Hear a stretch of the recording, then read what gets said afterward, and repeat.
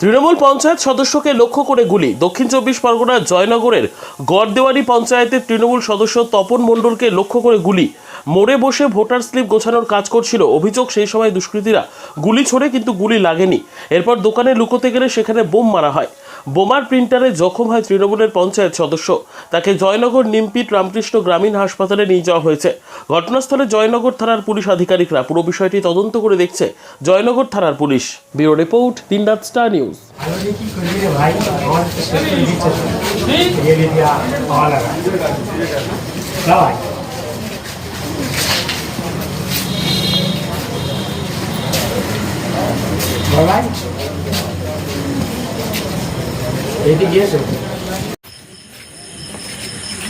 কি ঘটনা ঘটেছিল দাদা? দাদা, আমরা ভোটার স্লিপ বিলি করে এসে আর কিছু কাগজ বাকি বাছাই করছিলাম। হঠাৎ দেখি কোথা থেকে 4-5 জন এসে মাত্র ফায়ারিং করলো, গুলি ফায়ারিং করলো। ওর পাশে আমি বসেছিলাম। আমি তো জীবন বাঁচাতে আমি লাভ মেরে ছুট মেরেছি। এদিকে বলছি তখন মনে হয় মেরে দিয়েছি বলে ছুট মেরেছি। এবার তারপরে ওর কোপ শুরু করে এবং বোম চার্জিং হচ্ছে। এবার মোড়ের লোক ছিল, সাধারণ মানুষ, সবাই ছুটে পালিয়েছে। এবার ও ছুটে পালিয়ে কোথায় গেছে আমি জানি না। আমি নিজের জীবন বাঁচাতে গিয়ে একজনের বাড়ি পিছন পর্যন্ত চলে গেছি। আমার পিছন পর্যন্ত বোম মেরে আমার পাত তলায় বোম বাস্টিং হয়নি। আমি পালিয়েছি। একজনের ঘরে একটা মহিলা আমার দরজা দিয়ে ভিতরে আটকে রেখেছিল। তারপর মোটামুটি আমি আর কিছু জানি।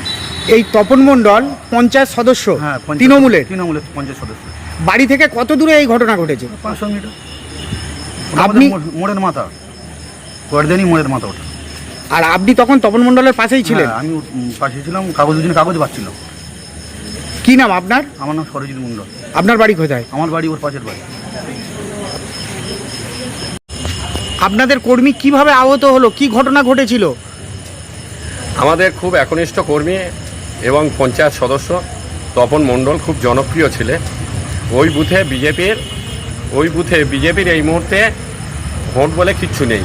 বিশেষ করে আমাদের গড়দেওয়ারি অঞ্চলে সমস্ত মানুষ, মানে 90% মানুষ তৃণমূল প্রেমী, মমতা বন্দ্যোপাধ্যায়ের ভক্ত। তাই বিজেপি আশ্রিত দুষ্কৃতীরা, আমাদের অনুমান বিজেপি আশ্রিত দুষ্কৃতীরা, যেহেতু ওদের পায়ের তলায় মাটি নেই, সেহেতু ওরা এই তৃণমূল কংগ্রেস কর্মীদের যেরকম রাজ্য জুড়ে বিভিন্ন জায়গায় খুন খারাপির মধ্য দিয়ে, ওদের হিংস্র রাজনীতির মধ্য দিয়ে ওরা তৃণমূলকে দাবিয়ে দিতে চাইছে, সেইভাবে আমাদের তপন মণ্ডলকে আজকে খুন করার চক্রান্ত হয়েছিল। ভাগ্যক্রমে ঈশ্বরের আশীর্বাদে তিনি বেঁচে গিয়েছেন।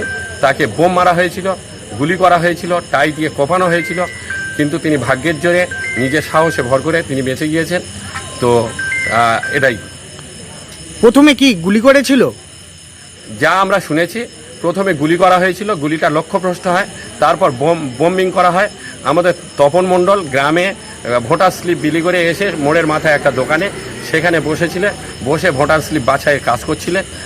আগামীকাল আবার বিলি করার জন্য ওরা 3 জনে বসেছিল। এই সময়, এমন সময় 4-5 জন দুষ্কৃতী ওরা এসে ওখানে অতর্কিতে গুলি চালায়। গুলিটা লক্ষ্যভ্রষ্ট হয়। তখন তপন দোকানের মধ্যে চলে যাওয়ার চেষ্টা করে। আবার বোম্বিং করা হয়, বোম লাগে, তপনের গায়ে বোমের আঘাতপ্রাপ্ত হয়, তপন গুরুতর জখমও হয়। সেই অবস্থায় ও দোকানের মধ্যে ঢুকে যাওয়ার চেষ্টা করে, শাটার ফেলার চেষ্টা করে। সেই সময় পিছন থেকে আবার ধারালো অস্ত্র দিয়ে তপনকে কোপানো হয়। তারপরে তপন দোকানের মধ্যে ঢুকে গেলে ওরা দুষ্কৃতীরা রাস্তায় বোম্বিং করতে করতে পালিয়ে যায়।